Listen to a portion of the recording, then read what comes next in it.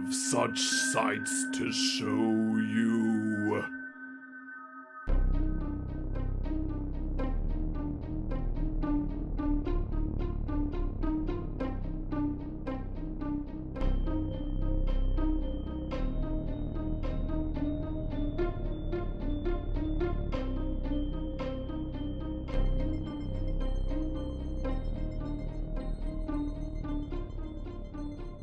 We're Poppin the Scary horror podcast. I'm your host, Coale, and with me as always, I have my good friend and co-host, Aaron. Hey! Woo! We're ghosts. Because we're so fucking dead. So I feel like the weather is befitting the film for today, with it just being like very humid, very overcast, very rainy, very cursed. Oh, yeah. And that's because we're watching the original film this time round of Ring, or as it's called in Japan, Ringu. Ringu! Yes. So yeah, it's going to be kind of like same story beats about kind of knowing about it, since we earlier reviewed Gore Verbinski's take on The Ring here in America.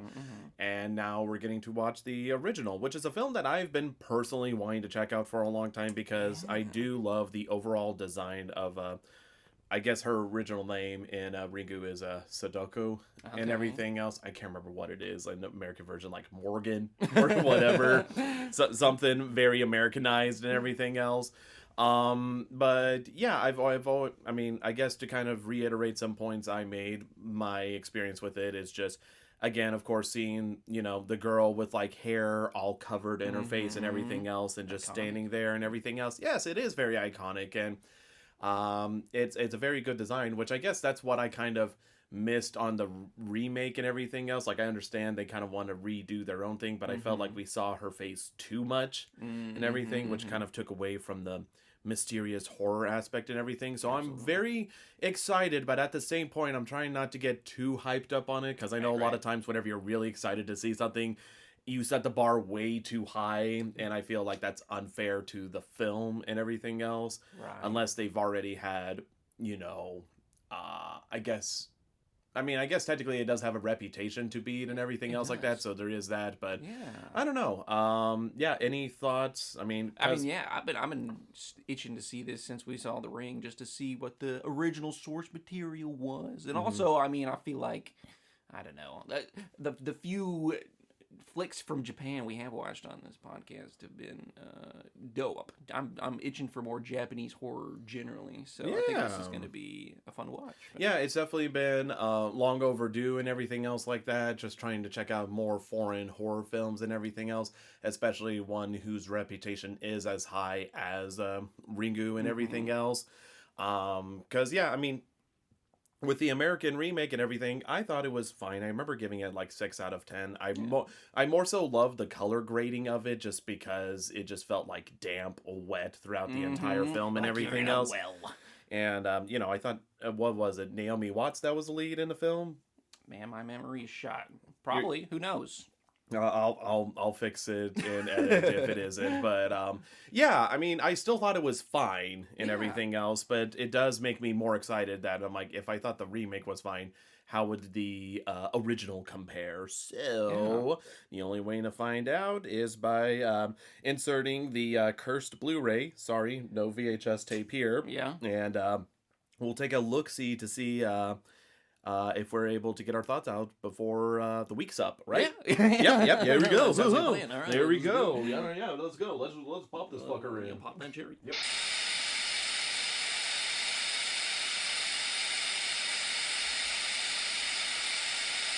And we are back from watching Ringu. Just depends on what you want to call it and everything. Ringu. Moshi. Yeah, moshi. So, Aaron. Yeah. What are your thoughts, bud? That was a good movie. Yeah, I liked it. I liked the, it was a little bit of one of those slow burns, but I feel like it has a sort of built-in timeline to build anticipation, with the 7 days legend or whatever. So it's neat. I like the lore. I like the of course, anything, Japan is going to be an experience for me. You know what I mean? Everything. The Ring is good, but then Ring, Japan, wow. You know. So yeah, no, I think I would. It was an enjoyable ride for me. What did you think, Cole? So, I don't know about you, but do you ever have, whenever you're watching a film, do you ever have one of those things where you're just like watching it and you're like, man, I'm really liking this film and everything, but then later on you feel like you've been duped? Oh, okay, yeah. That didn't happen, baby, because I loved it all the way through. Yeah, no, it was one of those things that, like, I couldn't help but be excited right from the get-go as soon as we're introduced to the main character, and I'm just like, man, I'm digging this vibe, I'm digging everything about this, and then I'm trying to restrain myself because I'm just like, okay, pace your expectations, and everything, because I feel like sometimes, you can't get a little too hyped, and again, not look at the film still critically and from just a casual viewer perspective and just kind of get lost in the sauce, you know what I mean? For sure. Like, if one of those things like, oh, it's great and everything, and then you just feel like you're just kind of gassing it up without taking a deep look at it, but like, genuinely the entire time I was just my entire experience watching this film was like, man, this is a really good movie. Like, that was me the entire way through. I was just like, man, this is a good movie, because like I had always it's like kind of like, I don't know, it's like how, whenever I went into The Ring, because I heard people still love the American remake of The Ring and everything else like that, and I watched it and I was just like, I mean, it's all right. Like that kind of tone and everything. I just never got quite as excited as others did and everything else.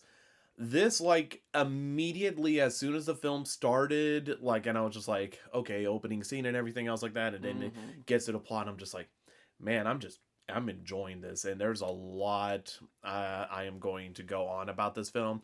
Now, I'm still wavering on, like, overall rating of the film and everything else like that, because I just feel like there's more stuff I'll need to discuss, break down, everything else like that, but I'm with you, dude. Like, pretty much, like, I'm obviously already a big fan of Japanese culture and everything, and this is just very much embedded in Japanese culture, and so it's just like, yeah, of course I'm going to like it and everything. Yeah. Like, it already has a good thing going for it, but it was just genuinely like, yeah, this film, the film rocks indeed. Yeah. And it definitely, it hit, yes. Yeah, I was very happy and everything else, and I didn't say too much in the film because I was just being very invested in the film, so it's one of those that you can get sucked into, and you kind of have to, because it's that journey of, why don't we dive into the synopsis? Yeah, let's dive into the synopsis, shall we? Yeah. So basically, you even if you haven't seen a movie, you probably have already heard the idea of it, which is basically correct, that basically in Ringu, there is this tape that exists where if you watch it, you receive a phone call saying that you're going to die within 7 days. And once 7 days are up, you're dead. No good reason given whatsoever, and there's already been a couple of deaths going around, circulating around this rumor and everything else. And so the news reporter Reiko is investigating it as a journalist. She wants to figure out what is causing these deaths and everything else, and with the help of her ex-husband Ryuji, they start kind of figuring out more of the mystery behind the tape and everything else, and how to stop this curse from keep going around and everything else like that. So I mean, plot point wise, it again, it's going to be very indicative, I think, of the first time we talked about it, because again, the American remake does pretty much follow the exact synopsis and everything else. But like, I will say this about the plot: I felt like they didn't worry too much about trying to make everything like try to over explain, if that makes sense. Which I think is one of those things that I do think it's been one of those things where I watched one of my favorite YouTubers, Doug Walker, talk about it and how storytelling is kind of different with modern day settings because Mm-hmm. there's like emotional storytelling and everything else where Mm-hmm. you don't really need an explanation for everything. You just Mm-hmm. feel the narrative and you just accept it and everything. And I think the film succeeds in the fact that it does kind of go more into mystical stuff because obviously, spoiler Right. alert, the whole mythos of the ring is based on the Onryo from Japanese culture, which is like a vengeful spirit and everything else. Mm-hmm. And I feel like they don't worry too much about the pedantics of like, explain this or Right. explain They that, don't need which some fucking science character with glasses to come in and be like, actually, there's a strange electromagnetism around this cabin or some shit. yeah, It's exactly. just like, okay, like we're accepting this. Yeah, and again, they're investigative instincts and just kind of figuring things out like Mm. it's one of those things I never felt like the film was over explaining anything. Right, They're just right. like, oh, here's this thing, cool, let's go there and everything else, which Mm-hmm. again, there's like a back and forth with that, right? Like you want enough details but you don't feel like you need to be bombarded with details to Mm-hmm. not affect the flow of the story, and I felt like this film did that way well because I mean, I'm not gonna lie, like whenever it comes to like plot, I do believe that The Ring from Gore Verbinski and everything does a good job of like kind of going about the mystery, but I felt Mm-hmm. like it did get a little too bogged down with like, yes, there's this big terrible thing that happened and everything else like Right. that. And while like the film definitely I would argue is a lot more supernatural than the American version, I Mm-hmm. feel like the more supernatural vibes and then accepting it, like, yeah, of Mm-hmm. course that happens and everything else, is works a lot better for the film because it's not only the main vengeful spirit with the supernatural powers that's mentioned, but Mm-hmm. several others, be it her family or people not even related. It's just like, Yeah, yeah, yeah. I could do this.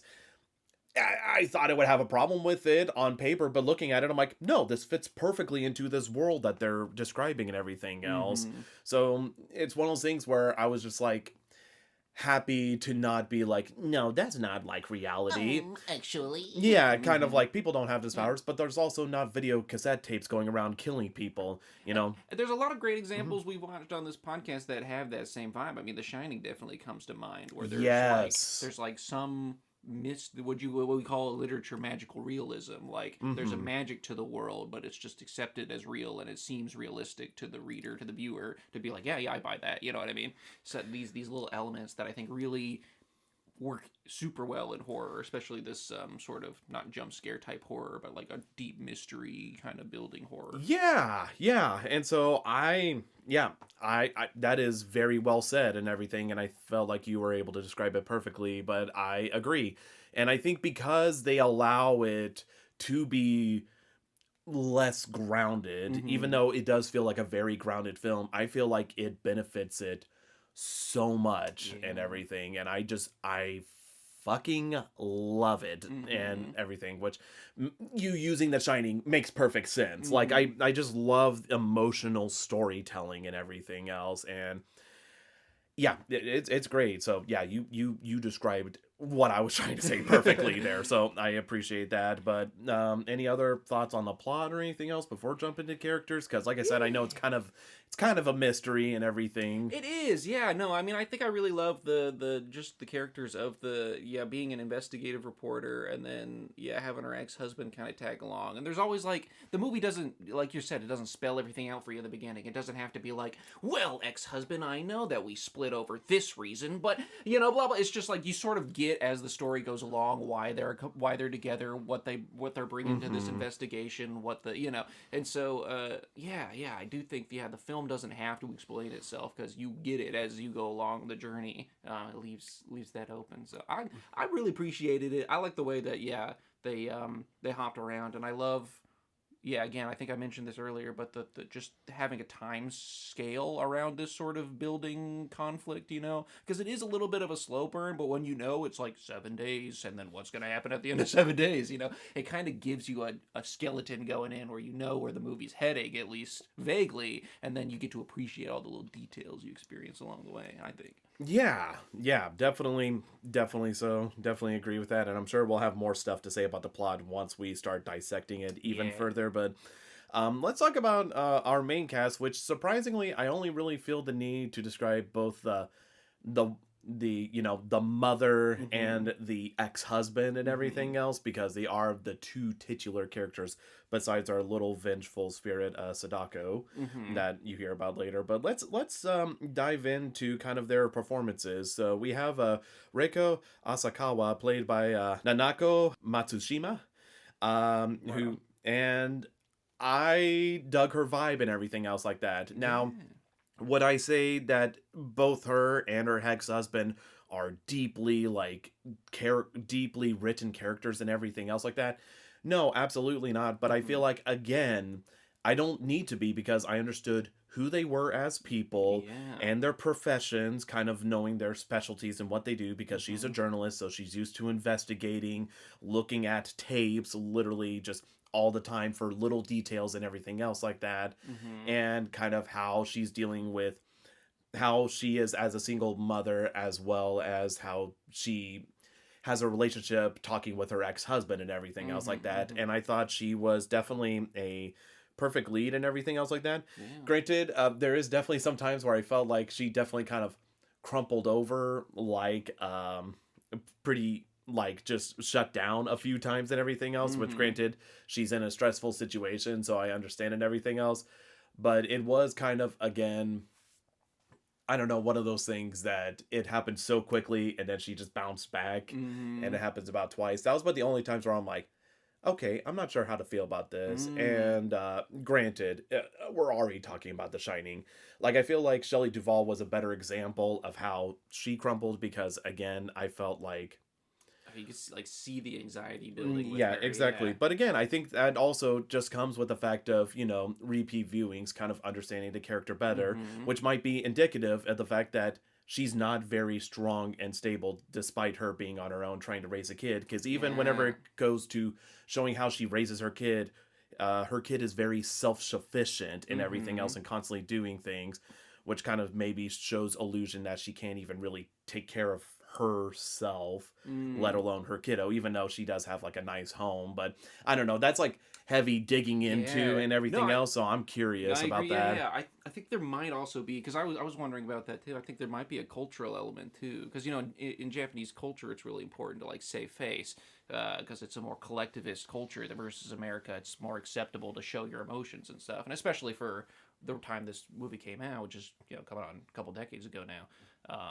Women in the workplace. Japan Hmm. is also very similar to our culture, and it's a pretty male dominated chauvinist culture. I don't know. So being like a single woman that's raising a kid and like really really important to be on the ball every time and save face and not show emotion. I think you should see that. And like there's like a funeral scene that's pretty early on and the way that she's like the comforter and the protector and stuff, but then you see, as the film goes on, there are moments where she just snaps and breaks down. So I wonder if part of that's cultural too. Yeah, yeah, I'm really curious about that. And I'm gonna be honest, like, you can already guess where my number is range wise on Mm-hmm. this film, but I'd be curious to see how my view of it changes with repeat watches and everything else like that. Because, again, another thing I noticed that I thought was interesting about her character is constantly she's like, okay, you wait here with grandpa and everything else, and okay, Mm-hmm. you wait here, Right. and just kind of going on about that. So yeah, I'm curious, but again, those were about the only things that had me raising questions. But as soon as I raised the questions, I almost started just kind of digging for answers in the Mm-hmm. material that was shown, which I think is good. I think Yeah. it's good that I'm able to infer a lot of stuff to kind of answer my own questions, as opposed to Mm-hmm. feeling like, okay, they clearly just needed drama or everything else. They're like, oh, okay, we need drama. What do we do? Have her collapse, break Right. down, and Right. everything. So, and I thought she did very good. She Mm-hmm. was very endearing with her performance. I believed the amount of stress and duress she was under and everything else, and her just trying to do her best and everything, and genuinely just trying to figure this out. So I thought it was good. It was definitely good. So good job, Yeah. Nanako. And then her counterpart and everything, the ex-husband Ryuji Takayama, played by Hiroyuki Sanada. I felt like at first I wasn't sure how to feel about him, because he's very more reserved, quiet, just pretty serious and everything else like that. but I felt like it served to be a perfect balance to counter Rico and everything else Mm-hmm. because again he is very more quiet, grounded, very factual. Mm-hmm. Because like whenever he's told about the curse, he's just like, yeah, okay, whatever, Right. like I'm just gonna watch it. I don't care, whatever, or believe in this. And so whenever he watches it, you could kind of see how they would be married together, but then also how they would fight with each other and everything Mm-hmm. else. Because again, he is very less emotionally attached and everything else. He's very Mm-hmm. detached and everything else. But I feel like that's also how he's able to kind of work with her and everything. Because Right. obviously, he still cares about her and Mm-hmm. the kiddo and everything else. But he serves to be a good buddy and everything. Because I'm gonna tell you Mm-hmm. this right now. In Gore Verbinski's The Ring and everything else, I Mm-hmm. know there was like boyfriend, husband, somebody, or it could have been Yeah. ex-husband. I do not remember who it is, what it is, or anything else like Mm-hmm. that. But just thinking like he was just kind of like, yeah, Right. like just nothing, which is bad because I think definitely these two leads in Ringu are going to have a lot more staying power than Gore Yeah. Verbinski's thing, which Mm-hmm. Mm-hmm. again, it's no fault. I didn't feel like either of them did a bad job in No, the no. remake or whatever, but I just definitely wasn't attached as I was with these two actors. Absolutely. Yeah. And I'd say in general, I mean, just now with retrospect, it just seems like the ring is, trying to capture something versus, like they're trying to capture the magic of Ringu a little bit. Mm-hmm. But Ringu just has it, you know what I mean? So that's the difference. Yes. Yeah. Yeah, because like I will say this about the remake, I am glad that it does feel unique and individual on its own. Because Mhm. I definitely thought there was going to be a lot more of like the light blue green tint or anything Yeah, else like that that. color palette that's really But present in the yeah, ring. Yeah, that but dismal. Yeah. yeah, but they didn't. The only time it ever came close is looking at the video cassette tape at some of the scenes, Mhm. which I think, Gore Verbinski is a good director and everything. So I think it's just one of those things that I mean, I'm already going to say this. I like this better than the remake. I know, Mhm. shocking, as if you probably couldn't have guessed or whatever, but I do feel like Gore Verbinski still did a pretty a-okay job adapting it. It's just, Yeah. it's like Aaron says, there's just like a certain magic to this film and everything, Mhm. and I think that's really dadgum awesome to say the least and everything. Yeah. So yeah, I also like with his character and everything that he has like the student that constantly comes over that Mhm. definitely is a little more indicative than just a student Right, and right. everything, which again could also show allusions to kind of like his own faults and everything, which could also Mhm. show why there was a falling out and everything. Because Exactly. Yeah. clearly it's a much younger female student in Mhm. his home and everything versus Reiko, who is like obviously about the same age as Ryuji. Mhm. So yeah, I just god damn dude, Yeah. there's just a lot to like about this film and Mhm. everything. I guess one of the last things we can talk about, even though it's I don't know, it's spoilers but not spoilers because of pop culture. Everybody True. knows about the girl with like the hair in front of the face and everything else Mhm. like that. One thing I man, I don't know if it's spoilers or not. I guess we'll just talk about the design of her versus her like counterpart in The Ring and Okay. everything. Yeah. Yeah. How did you feel about it? Yeah, that is tricky to talk about without. I'm not sure what is a I spoiler. Not, yeah, I guess just design but I wise. did. I Yeah, guess yeah. I think it's a perfect design. I think it is Hmm. indicative of the rest of the movie where it doesn't show too much. It gives you just enough. You know what I Yes. mean? Yeah, cuz like that's one thing I did want to mention that again I do once again Gore buddy baby. I love Pirates of the Caribbean, man. You know I do, but I didn't get the same creeps and vibes Mm-hmm. looking at his interpretation of Sadako in the American version, which again, her name's not even that. I can't remember what it is. It's Yeah, like me neither. Morgan or whatever. But I felt like this film's strength is that it doesn't rely on Sadako. It's Yeah. it's literally just murmurs and whispers and everything. To Mm-hmm. whenever you do see her, you're just kind of like, okay, wow, all right. And I think like the thing that the American Ring does is they try too much to be like, oh yeah, this is disturbing, creepy, and Right, everything right, else right. like that. Because like even down to the videotape, I felt like like the videotape in The Ring definitely kind of had more allusions to just trying to be creepy, like Hmm. flies on the wall or doing stuff that's Right. innately creepy. Whereas with the Ringu's tape, it was very I mean, I say mundane. It Hmm. definitely had some like creepy flares, but it didn't feel like it was trying harding to be Yeah. scary, which I think that's the same with Sadako and everything. Hmm. It wasn't try harding just to be like, ooh, spooky Yeah. throughout the entire thing. Because, That's a problem with the horror movies generally. mm-hmm, Yeah, I think, especially modern ones, is they're like, "What would be creepy? Yeah, here's the fly on the mm-hmm, wall. Here's a flash of this or whatever," and they're thinking too hard about it instead of, "Yeah, this is just eerie and like mm-hmm. just a little unsettling, and that's enough to get the imagination going." That's where the fear really comes from. Yeah, because like even because I felt like that's a thing they tried with The Ring is trying to make it like decrepit, creepy, sort of like Hmm. dirty feeling and everything else like that. But like this one feels relatively clean. Even the bodies, like it just looks like them making a face as opposed to the Ring remake where they literally Oh looked yeah. like just deformed and everything, which I Hmm. get or whatever because it's like a supernatural power killing them and everything else. Right. And while it does definitely look goofy or whatever, them doing like a soy jack face or whatever, Right. I definitely just felt like again, it was definitely just more.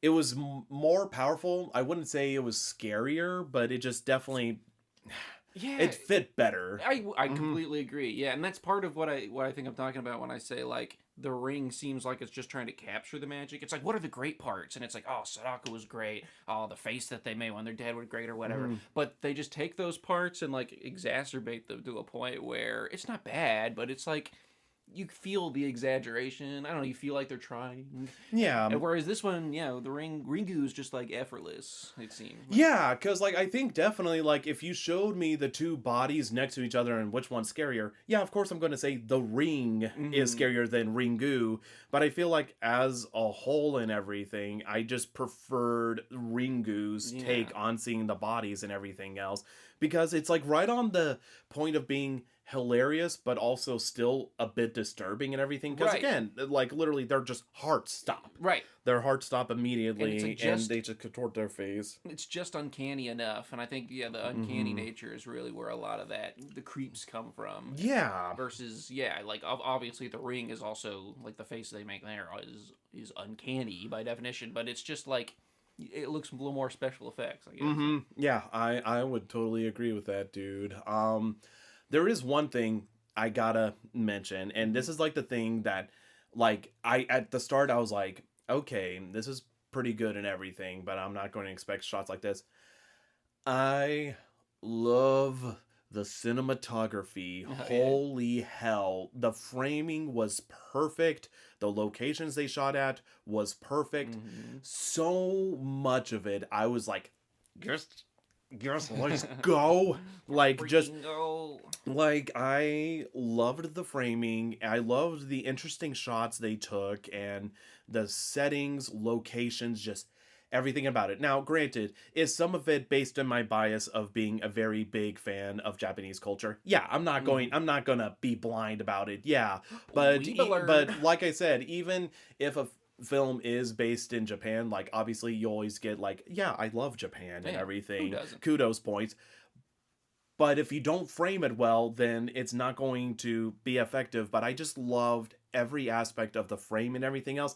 And I Hmm. felt like they never tried to be too artsy with Yeah, it. yeah, true. But at the same point, whenever they were artsy or whatever, like I remember this shot towards the end of the film where it's like a ceiling shot or whatever, looking down or whatever Hmm. as she's walking into a living room. It's just simple stuff like that where I'm like, yeah, I love this. And even the way they shot the film, because that was like the thing I found interesting is the fact that in Gore Verbinski's Ring and everything, like the Hmm. well, I felt like, it was fine the way it was shot. Like Yeah. there's nothing wrong with it.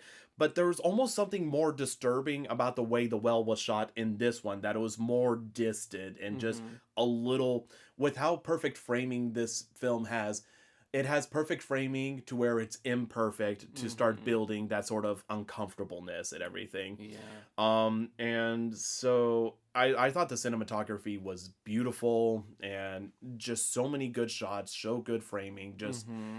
I was just oozing with just like Right. like it's just so good. Just and it's right from the get-go with that opening scene between the two girls and everything else like that. And up till the end. Now, there's definitely some stuff more so in the editing department Mm-hmm. where I was just like, man, this takes me right out of it there Really? and everything else. A couple of scenes, like one whenever they have like something shocking happen and it does like the inverted colors, black and white Oh or yeah, whatever. yeah, true, yeah. And that's pretty comedic where it threw me out of it there Mm-hmm. that I'm it's one of those things that again, you're talking about the faces being like, yeah, it's a little silly, but it feels fitting.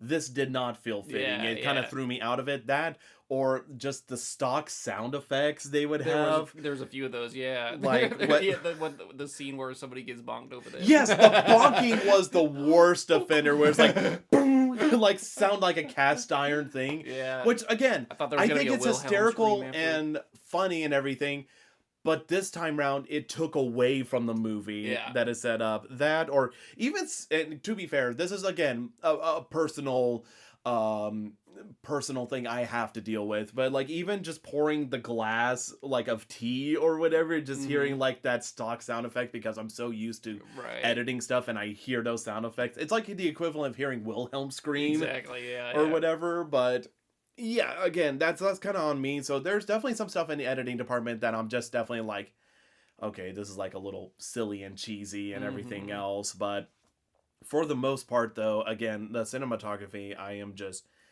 absolutely a ginormous fan of and everything. I Yeah. didn't know because I know you shoot some of your own film and like have looked at framing. Oh If you yeah. agree with it or you thought it was just Oh, I yeah. 100% agree, Mm-hmm. and not to sound like a broken record, but I do think it is emblematic of the rest of how this entire movie was made, where it's not trying to get too fancy with it. It's not trying to it's not trying to do too much or try too hard. It knows what Mm-hmm. it's got. You know what I mean? So it's a good shot. We don't need to let's swoop the camera under the car and like it's one of those. Yes. It's definitely like besides a few moments there with some bad editing choices, perhaps there's the movie you don't it's smooth enough where you don't notice it, and that's I think that's a benefit. That's one of those like they say good editing is when you don't notice the editing. I think the Yes. same is true to some extent with the cinematography. Like I don't notice the camera Mm-hmm. moving, but I notice the scenes being beautiful. Mm-hmm. Every frame a painting, as they say. Yeah.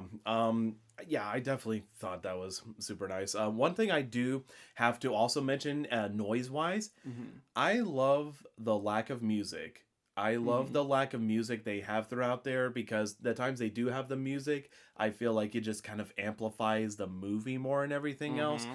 But they really rely on a lot of silence and just the And, constant humming of that, CRTV mm-hmm. and everything. I just feel like it's a vibe that just fits perfectly and Absolutely. Yeah, I everything. think they rely on like ambient noise a lot more and I think it's perfect because there are little moments where they sneak in where it's mostly silent, but you just hear it sounds like not one room over, but two or three rooms over. There's some noise, a TV on perhaps or something, and you just hear little echoes of even after they watch the tape for the first time. There's sound effects associated with that tape. And then as you watch the movie, like in various parts, they'll just be in the background, mixed really well. You'll hear little elements of those noises in appropriate places. I think they did a really good job using sound instead of music to create an atmosphere. Yeah, because that says something about it. Like, because a lot of times I'm so used to movies just trying to jam pack any like music noise Mm-hmm. or whatever and just ambient, and it's just kind of too much stimulation going on. Right. But also, if you don't have music, sometimes it's just you start to kind of zone out a Yeah. bit Yeah. because music does help kind of get you entranced into Mm-hmm. what you're watching. It But helps pick up the pace yes, too. Yeah. exactly. Yeah. But like genuinely, I never felt like this film really dragged on. Mm-mm. It never dragged on, which is impressive and everything. And I felt like the silence only heightened the situation because again, they did use a lot of ambient noise, like Aaron mentioned, and everything else. So it, yeah, it's it's friggin' awesome, dude. It's pretty dadgum delicious, if I do say so myself. Yeah. Man, trying to think of anything else to mention here about the film. I think we've hit the main points. Yeah. Yeah, and if I do think of something like I inevitably do sometimes after we shut off recording, then maybe I'll try to jam pack it in the spoiler sections before I forget. But Yeah. no, I mean, as far as I'm aware, just so much of it felt good. Now, I guess without getting too spoilery and stuff, Mm-hmm. obviously I've gushed on about the film, and you've definitely have gushed on the film about Yeah. yourself. Yeah. Is there anything you felt like that was definitely like a nah, dog, that's a no for me, or anything else like that? I think the closest is, even though I liked all the magical realism elements, there's one that I'll touch on in spoilers that did kind of like, what? Okay. Like, did take me a minute to be like, all right, we're doing this now. Because it just kind of came out of nowhere for me. Yeah. But I think I know what you're talking about, maybe. it relates to the husband's character, but Yeah. yeah, there was just suddenly like a moment where he revealed something about himself nonchalantly, and then it was like really impactful to where the story was going next, and then continued to be impactful. But I didn't like. Maybe if I rewatch it, I'll get a hint of that earlier because I'm sure it's in there. But I was just like, whoa, okay, all right, and we're doing this now. But that's not even like, I liked that element. I just like the way it was introduced was a little jarring for me. But yeah. Besides that, I mean, really, there's nothing about this movie that was like, it was just the little sound effects, and then that aspect were like really my only negative notes against it.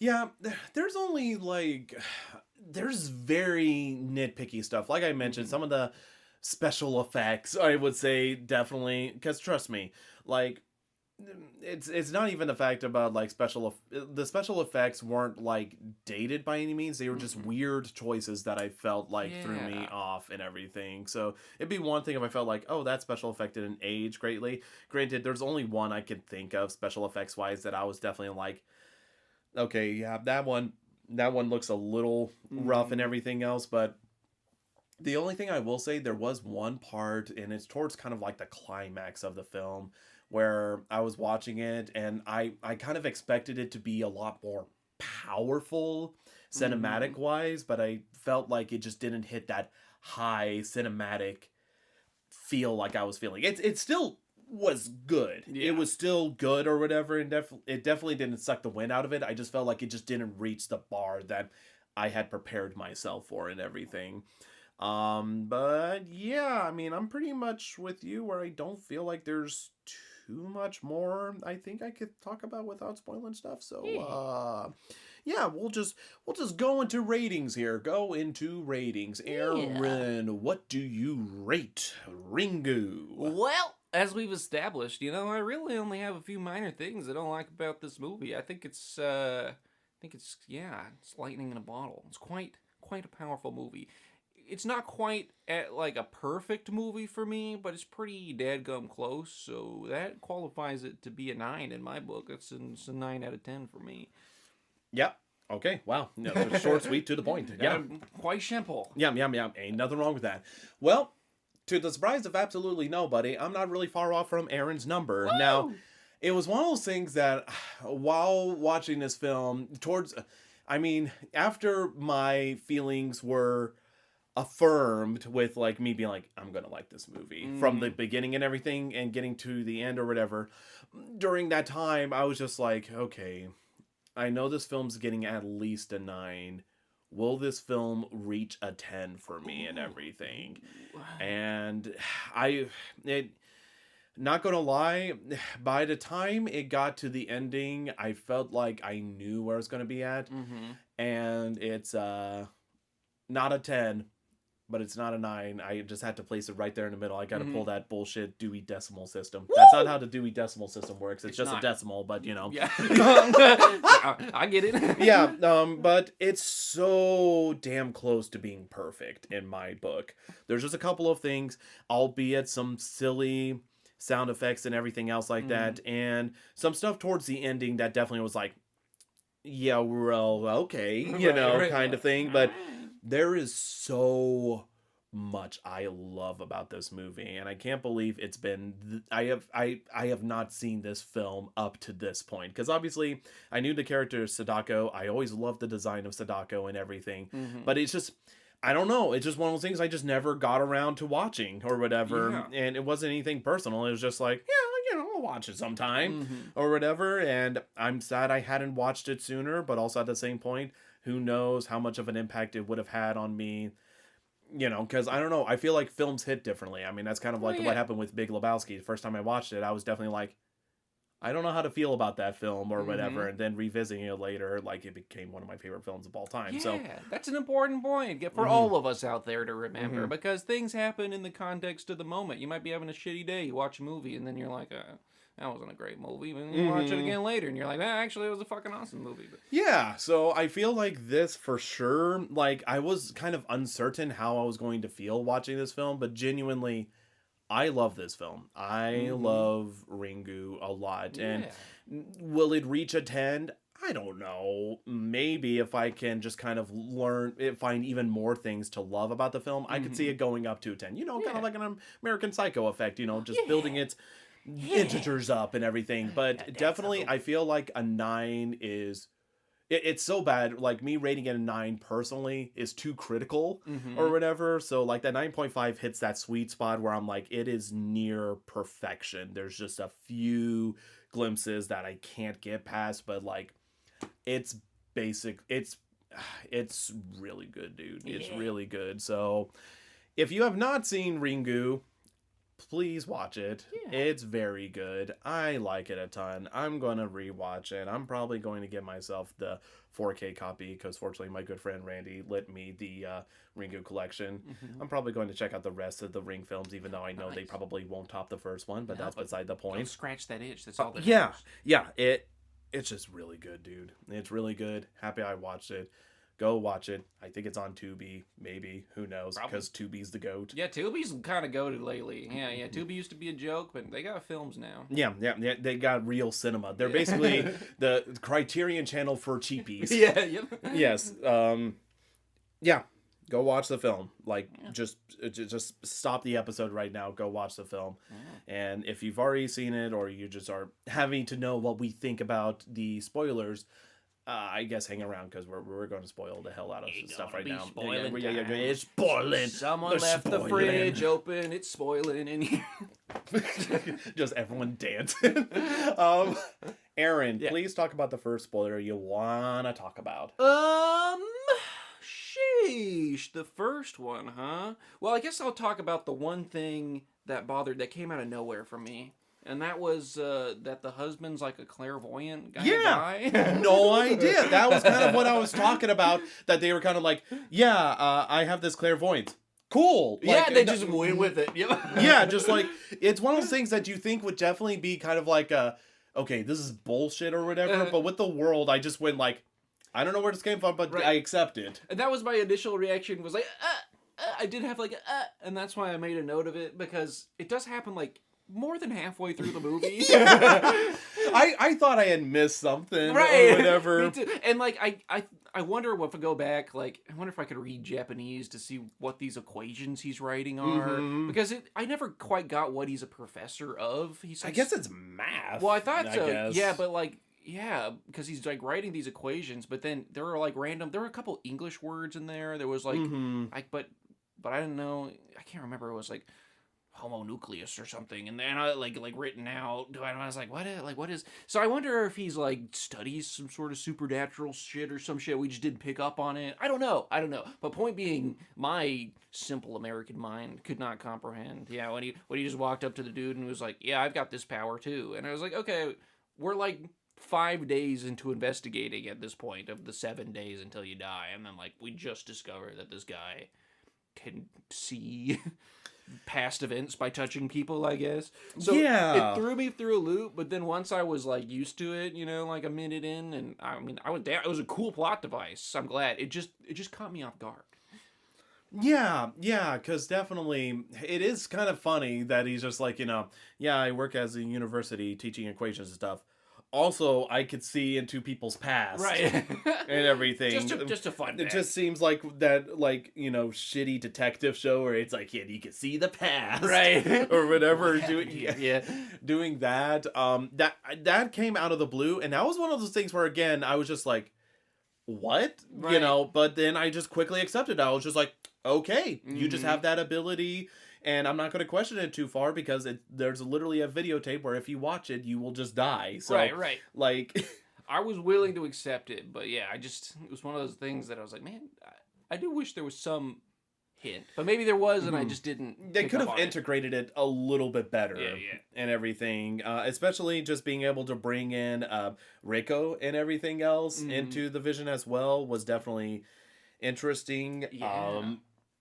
Yeah, so I can't I can't blame you exactly for being like, the hell's this, Mhm. and everything. What I also found weird about the vision, so for folks that aren't aware of the scene, basically Ryuji and Reiko go to this island. I think it's Izu, right? Yes. And basically there's this individual who would have known the individual they found on a video cassette tape, Mhm. where basically this scientist had been doing experiments on her because she could predict the future. Like, she was a big seer and everything, predicted this eruption that was going to happen, stuff like that or whatever.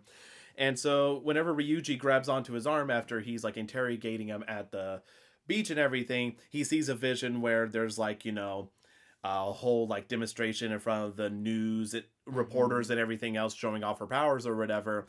And whenever one of them's like, that's bullshit or whatever, he dies because his heart explodes. And then you see the woman go over and she's like, Sadako, no. Mhm. And then Sadako runs off. The thing I found curious was in this flashback image or whatever, whenever she grabs onto Reiko, she's already missing her fingernails, which, as we find out Oh. later, which I know from a cinematic perspective why she's missing fingernails, because Right. it's like, oh, that isn't right or whatever. Her fingernails are messed up. Why is that? But then whenever they go to the well that she got bonked and fell into and everything, she was trying to claw out. Now, my question, I get it from a cinematic perspective why her nails are missing, but vision wise, I don't know why her nails would have been missing unless she's afflicted with the curse of Sadako, so she views Sadako differently in this image, maybe. That's possible. Yeah, I didn't even pick up on that detail. It's a great notice. I think it's maybe about like, because Sadako is still like a ghost that's haunting them, like she's still an active spirit or whatever. Like, she is that active spirit in the flashback still or whatever, and not necessarily because, like, I don't know, the same way that they are in that vision, even though they're in the future and their current selves have been placed in this scene. Like, maybe the current version of Sadako, which is this cursed person with their fingernails off, is also the version that's in that scene.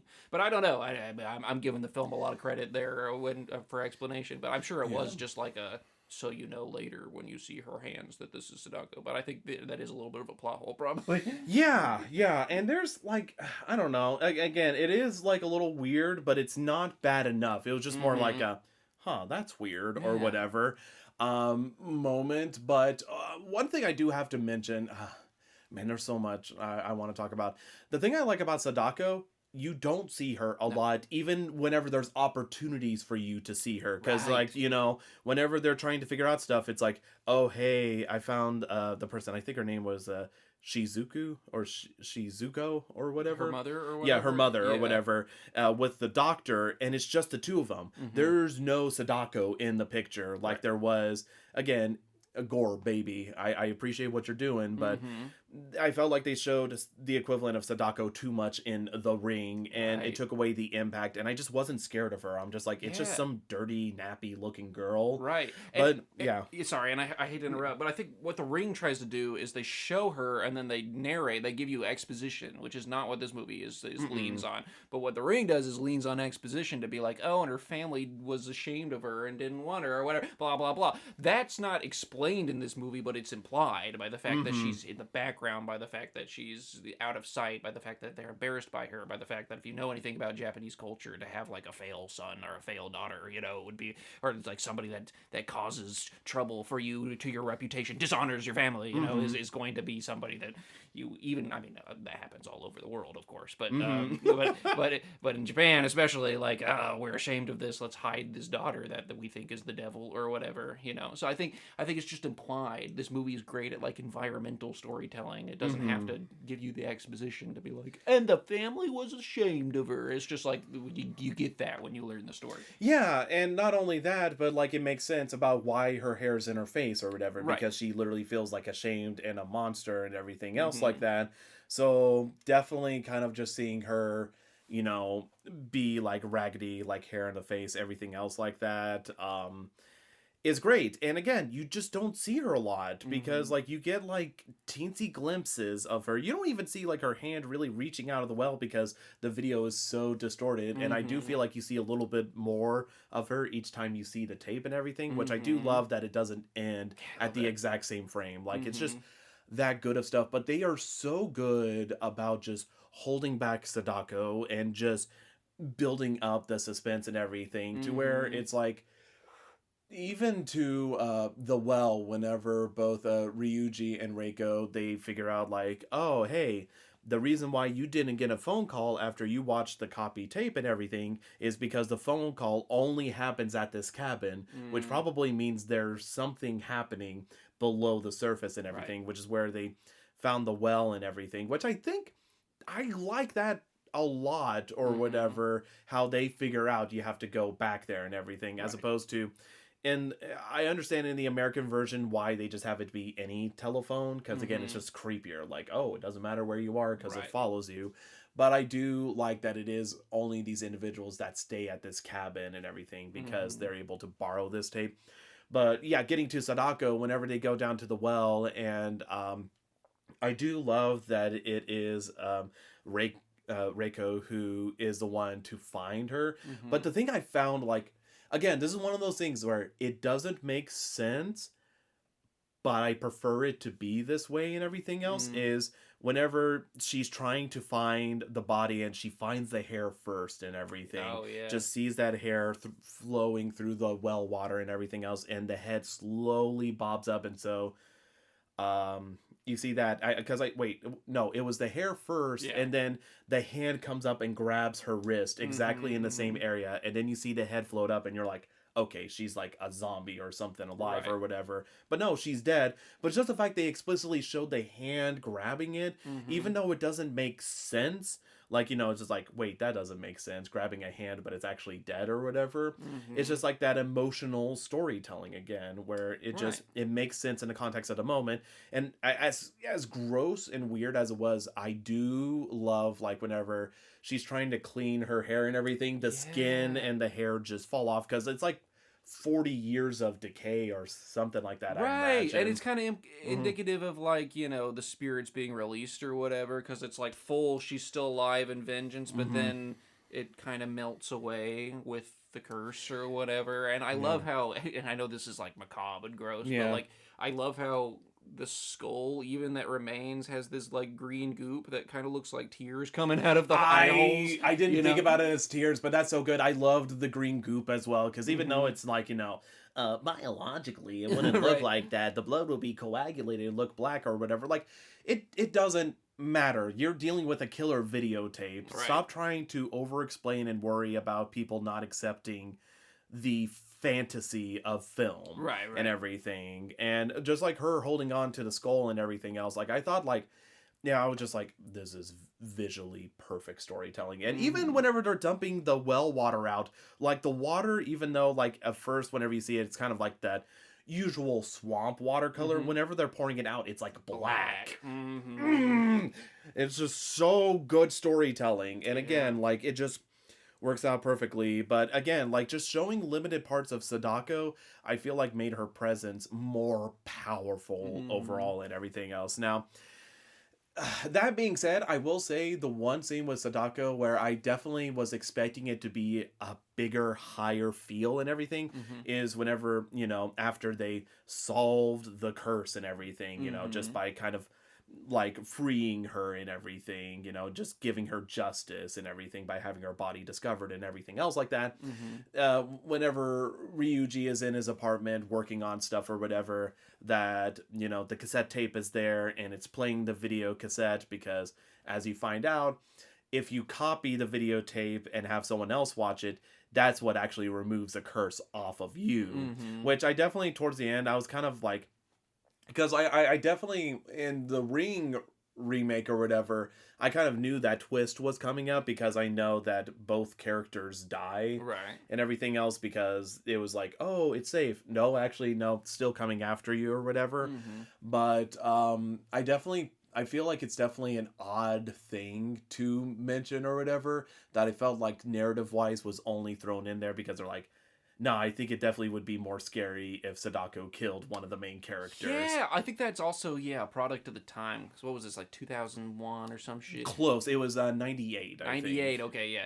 And this is like, maybe, I don't know if this started it. I don't know if this was already happening. But I know around that time was definitely like the spooky email chains or whatever that eventually became spooky text chains of like, forward this to 10 people or you'll die tomorrow or whatever. So God, I remember that. So I don't know if that spawned off of the popularity of The Ring or if this was, influenced by those, but there was definitely a like superstitious like, a variety of times. I don't know how old our audience is here. If you remember back in the day, you used to get text messages that would be like, forward this to 7 people or you'll die in a week, or it would be like, forward this to 2 people and you will get good luck or whatever. There's a variety of kinds, but there's definitely the spooky kind, and I wonder how much, either this was influenced by those or vice versa. Yeah, yeah, you're probably right. You're probably right with just that uncertainty and everything else like that.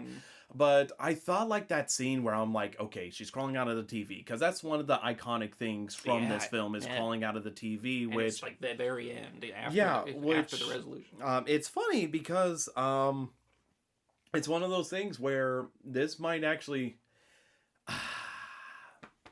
I don't know how hard I could commit to this take. This is like one of those takes where I'm just definitely like, if you disagree, then you're absolutely right to disagree. My mistake, sir. I will see my way out. It's a spicy one. Let's hear it. I felt like the scene should have had as much gravitas to it as the American one did. I feel like the American one almost did a Sadako crawling out of the TV a little bit better. Yeah, because it is like the ultimate, like, you haven't seen how these people have died, you just see their scared, terrified faces, and now you get to see what terrified them. And granted, don't get me wrong, Sadako crawling out of the TV and Ringu and stuff, still good and everything. I just didn't feel like it was quite as scary, but it didn't help that, like, Sadako, whenever it comes to her crawling out of the TV, she has her clean white shirt on, and then her her hair's in her face, but it's definitely like nicely kept brunette hair and everything, which definitely, like, I felt like it's one of those things that I had a harder time being disturbed by it. Yeah, it could have been than just kind of being like whenever she was at the bottom of the well, just like soaking wet hair and everything, which I think they kind of maybe realized with further iterations, because you definitely see Sadako with more dark black hair than you do kind of the brunette hair. And in her walking, I will say, like, again, like whenever it came to the physicality of the actress playing Sadako crawling across the floor in Ringu, I was definitely like, yeah, this is definitely disturbing. They have the physicality down to a perfection. I think just costuming wise and everything, I'm like, they could have made her a little more disturbing. Now granted, still seeing someone crawl out of the TV and stuff, it's still terrifying, even though the effect, I will say, definitely wasn't quite perfect. It was like late 90s effects, but again, this is like mere nitpicking or whatever, because the effect is so quick with her crawling out of the TV. But I felt like Gore Verbinski did technically better, I think, just like having I can't remember her name, Miss Morgan or whatever, but like whenever she crawls through the TV in The Ring, she's like soaking wet because she just got out of the well and the water splashing and her hair's drenched and she's still shaking. I just felt like that definitely, like, if I had to pick and choose like one scene, I'm not gonna lie, I'd probably choose Ring. This is where, again, I'm like, I'm willing to take off this hot take or whatever. It's one of those things that I'm like, this could be hot, but I don't know. I felt like that should have had gravitas. The only moment I will say in Ring that I was definitely like, yep, that's like, like you ever see that Twitter account that's like, like perfect cinema in one shot or whatever, like the close-up of the eye looking down, it's the only time you really see her eye, unless it's her eye that you see on the videotape looking down at Ryuji and everything. I was definitely like, that's perfect. Yeah, that is perfect. So, and then of course it doesn't help that whenever Ryuji dies, it does like that slow like black and white fade and everything, and I'm like, hey, there it is again. Film turns negative. Yeah. But again, it's one of those things that I wanted. My expectation for that scene was very high. This is the one where I was like, I don't know. I felt like as the film continued on, I was setting the pole higher and higher for this film to jump across, and this one kind of, I guess it barely scooted by the pole or whatever. It's definitely one of those things like, man, set it down a little bit low. So that's about the only, I don't even want to say letdown, but it was definitely one that I was like, I thought this scene was going to hit me a little bit harder. But I mean, aside from like that perfect shot of the close up of her eye and stuff, everything else I was like, well, actually, the perfect shot of the eye, as well as the physicality of the fingers digging into the floor, the way it bent. Yes, oh yeah, that got to me. Besides those two things, the rest of it I thought was just pretty okay. Yeah, and everything. But I just thought it was just interesting because again, I felt, and again, it's towards the end of the film and everything whenever it happened. So literally, my expectation and hype was building up and everything. But it's still really good. But that is one thing I will say about The Ring. I definitely felt like whenever it happened in The Ring, I was like, oh shit. Oh shit. Yeah. So that's one thing I found interesting. And I guess, I don't know, it's so weird because I do want to talk about the opening scene and everything else. I do love how they started with Tomoko or whatever and her friend. Yes, I thought that was like great. And I love that.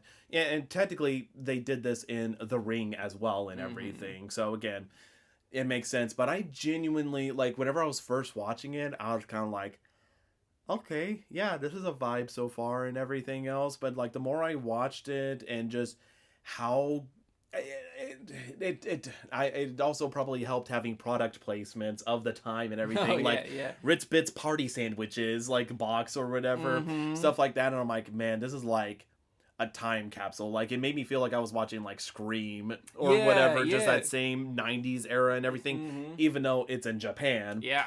And very Japanese based, but a double cool aesthetic for me. But I really like that scene a ton. I love the opening scene, how they have it, and it was a great way to open up this film and everything, just to kind of introduce the characters, since we find out that, the girl that dies at the beginning of the film is Reiko's niece and everything. So I love the way that film started, just with two young teenage girls talking about the tape and everything. Because again, it just makes sense. Them talking, you talked about email chains and everything else. Like, oh yeah, I heard about this thing or whatever.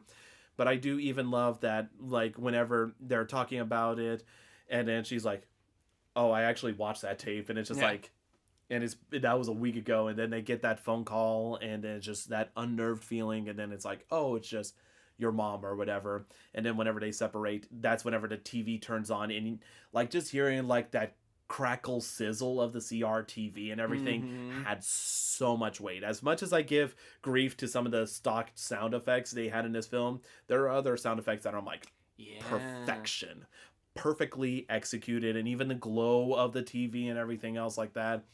And again, while I'm not a big fan of the black and white sort of like special effect that happens, just the fact you don't even see her die, because technically, you only see like people after they're dead typically, and just sort of like that, again, lack of better expression, soy jack face. And Ryuji's the only one that you see actively die or whatever. I feel like that's just very great storytelling, but I did love that opening scene. I felt like it set the mood perfectly, allowed the plot to get going and everything. So Reiko has a reason to check this out whenever she goes to the funeral and sees the schoolgirls talking about like, well, she was even interviewing people at the beginning about this tape. It was like, yeah, you say there's this tape here, and then her niece dies, and then you hear the same students being like, yeah, I heard that she watched it or whatever, and they're like, what? And so then this whole mystery starts to unfold and everything else like that. So I thought that was, it was great. It was definitely really good. great.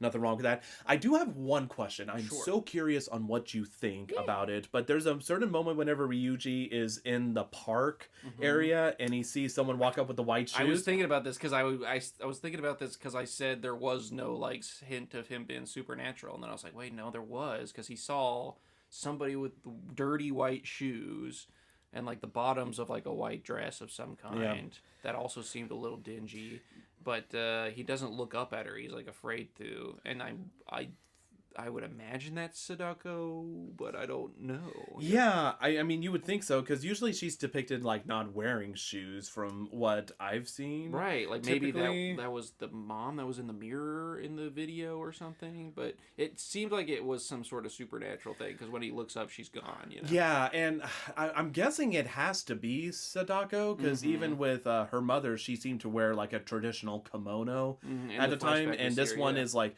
I mean, Sadako is always depicted wearing white or whatever, which again, great choice overall, but it does make me curious on why that happens, and it is after he sees the tape, so it's like maybe her spirit is kind of, again, haunting them for a week until she decides to attack. And I can't remember exactly where that is, but maybe that's the turning point for him, because he kind of watches the movie and then is like, whatever, because there's no phone call, but like he's still helping her out with this. I think partially because he sees she makes him take a picture.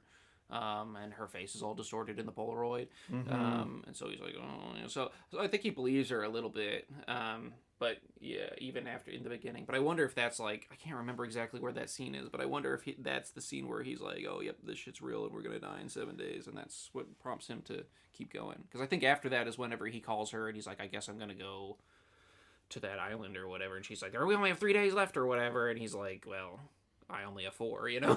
yeah, it definitely was interesting. And again, it is funny that I love the idea of the photo and the faces being blurred. I felt like they just kind of dropped it, but again, I don't feel like there was ever a reason to bring it back up. Right. I definitely felt like it would have been interesting if somehow Reiko had her picture taken again and her face is clear because the curse is gone. True, yeah, and that would have been a good yeah, record. afterwards or something, because I believe she had her photo taken before he watched the video, correct?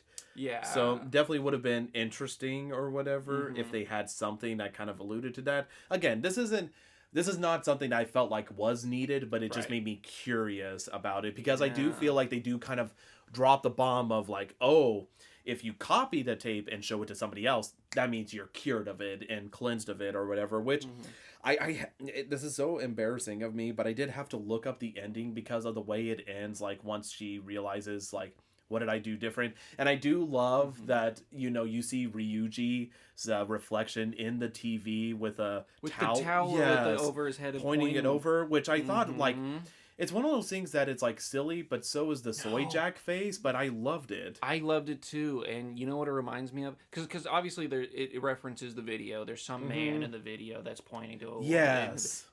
So I love that it's a callback to that, and he starts to fill that role in the video. But what I really love is if I don't know if this is what it was inspired by or not, but what it reminds me of is Rene Magritte. He's an impressionist, or sorry, a surrealist painter. He's the guy that drew like the fucking, you know, I don't know if you've seen the guy in the bowler hat with an apple in front of him. Oh, yeah. That artist. Anyways, he has a long series of paintings. A lot of his paintings are people with wet cloths over the white cloths over their heads, and it's because he found I think his mother drowned, and he found her with her like a white dress over his face, and so whenever he would paint people for a longest time, like I mean dozens of paintings of people, every portrait just has this like white like soaked cloth over her head, like as a trauma thing. So I wonder if it was inspired or related by that, like to see like this person's dead, they have a white cloth over their head, you know. Yeah, that's actually pretty interesting and cool. I like that a ton, but yeah, I'm not sure, but I could see that being the reason. But again, like as silly as it seems with like just a blanket over their head, it's effective and it fits perfectly. But I will say, like, whenever she realizes kind of like, oh, I copied the tape and everything, that whenever she's like pulling out the VCR and remote and taking it with her to pick up her kid, because her kid ended up watching the tape whenever she was staying over at her dad's place, I guess. that, you know, it shows the film like ending with her being like, hey, I'm coming over or whatever, and then, you know, it goes black and white with the letters red showing that it's been a week since her kid had watched it, and the Mm-hmm. film ends with like pop techno music. So I Yeah. was kind of like, what the hell was that, Mm-hmm. or whatever. So then I had to like, I what did you pick up from the implication of the ending? Like, what did you think was happening? Well, because there was also an audio track of some girls talking about like Mm-hmm. and then you have to pass it to the next person every week, and it Mm-hmm. just keeps going or whatever. So I thought the implication was because she called her dad and was like, "I need you to do me a favor. It's for Yarimo or whatever his name Mm-hmm. was, the kid.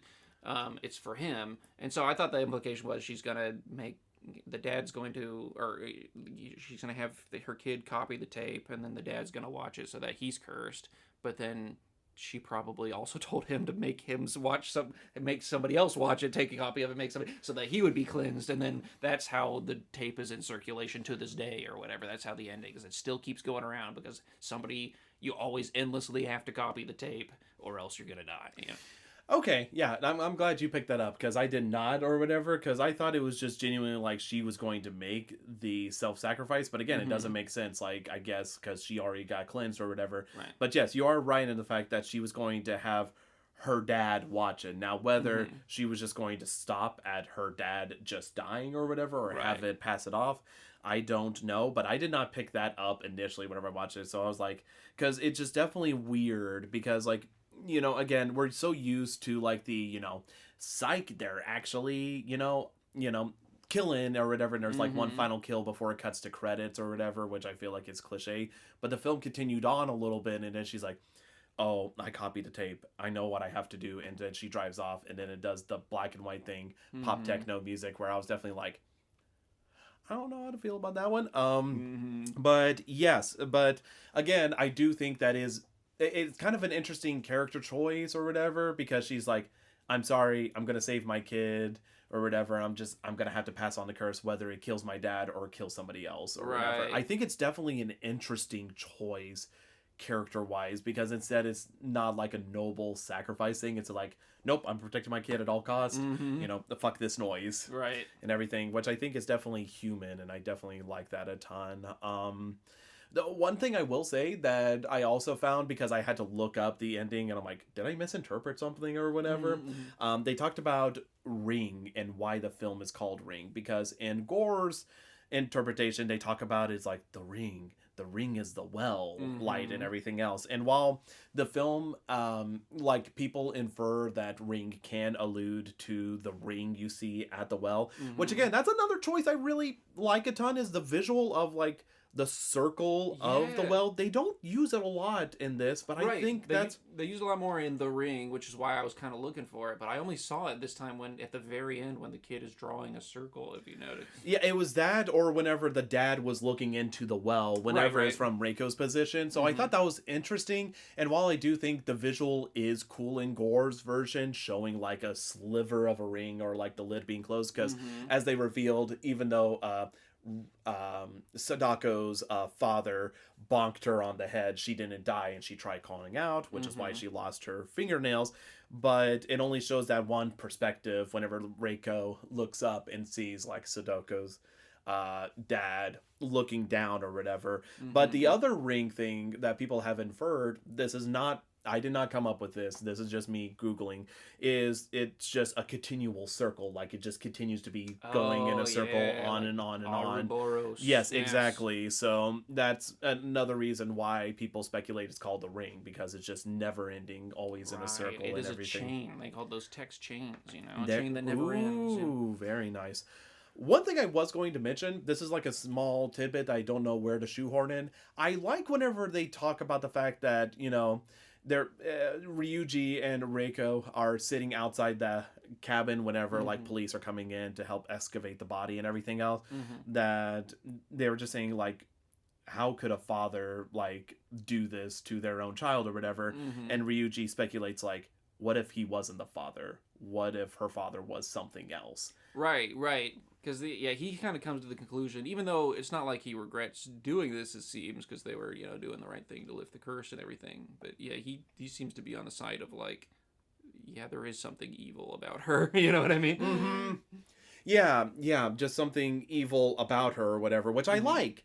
They don't have to go into explanation about like, oh, they did several experiments or blah blah blah yada yada. It's just it's just one of those things where not everything needs an answer. Right. Now, sometimes in films, like obviously there's an exception. It just depends on kind of the storytelling you're having, because if the questions are hanging you up or whatever, I feel like that's a problem. But if you can kind of graze past it and accept it, you're like, okay. Right. I don't think everything needs an answer in film, but I do think everything needs a reason. And I think correct. Yes, that's a better way of describing that. And I think the reason why they have that bit of dialogue and explanation is because obviously at the end, she's not just a nice spirit and is like, okay, I'm done now. No, she's going to keep on killing people.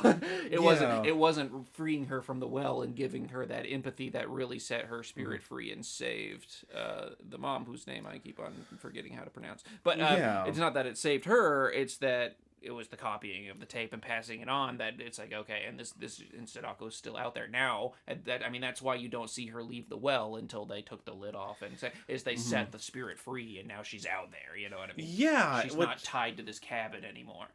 Yeah, which I think definitely is interesting, to say the least, to have that happen. And again, lends more credence as to why would the father kill. It's like, well, maybe because he knew that Sadako wasn't exactly a wholesome little kiddo and everything, but instead, again, just... a monster. Yes, basically. But again, I do love that. I think that's what makes Sadako a very interesting character, where again, definitely sympathetic, had something terrible happen to her, but also at the same point has something more deeply malicious about her. And they don't give you exactly it, but they give you enough. Like they don't give you an answer, but they give you reasons. They give her like they talk about how the mother was chanting things that weren't, not human language, is how the father describes it, into the sea. And they talk about how in this place in Izu the sea is bad luck, and how it was sort of sit there because it takes people, because it kills fishermen and whatnot. And so to be sitting there chanting to the sea, so all that combined with also the doctor being like she didn't have a daughter, insisting that she didn't have one, even though he's apparently the father, is like, it implies that there's a belief that she is a demon of some kind, that she is evil, that she is not a human. Because she evidently has the power to just kill people by thinking about it. So there's something going on with her. But yeah, so it's that sort of balance, because there's that aspect, but then, the husband and wife that find her in the well, I mean, they do see that she's evidently becomes human. She's a skull and bones and moves on to some degree. So it's one of those balances where it doesn't give you an answer, but that's okay, because we have plenty of things to go with. Yeah. So, yeah, I have nothing to add. You basically described it perfectly. Aside from that, Bubby, anything else you want to discuss with the film or anything else like that? Man, I don't think so, bud. I loved seeing sock warmers. Yes, I love me some sock warmers. that was a fun good. I just love the outfits with the scarves and the sock warmer. We need to bring that back. We really do, dude. This is why everything's sucking ass. Too bad tariffs are going to probably be fucking high on it. True. Anyways, so that wraps up Ringu and everything as a review. So we're going to be teasing the next episode we're going to be watching for the podcast. Now, Aaron, this next one, you thought the series was over, but it came back with a 5th installment in 1985. 1985? Yeah. What movie have we watched 4 of? Oh my god. Is this... it's right in time for summer. Okay, I'm thinking it's summer Friday the 13th. Oh yeah, part 5. Yeah, yep. the worry on your face or whatever, just kind of like, I'm trying to remember. Yeah, we've seen so many. I'm trying to remember which one good. How the fourth one ended. But yes, okay, yeah. Well, I can let you know. Friday the 13th, part 4 is the final chapter. All right, and it's evidently not. No, it's not. Not even close. Thank you all so much for listening to this episode. We'll see y'all again next time when we're popping the scary with Friday the 13th, A New Beginning. Oh boy, A New Hope. Oh yeah, you're gonna need hope. Be sure to subscribe to our YouTube, Castbox, or iTunes platforms to stay up to date when new episodes drop. To see what Aaron and I are up to, check out our respective Twitter accounts. For me, it is at CoalkirkVA, and for Aaron, it is at AnimalGameDev. Thank you all so much for listening to our podcast. We'll speak to you all again next time when we're poppin' the scary.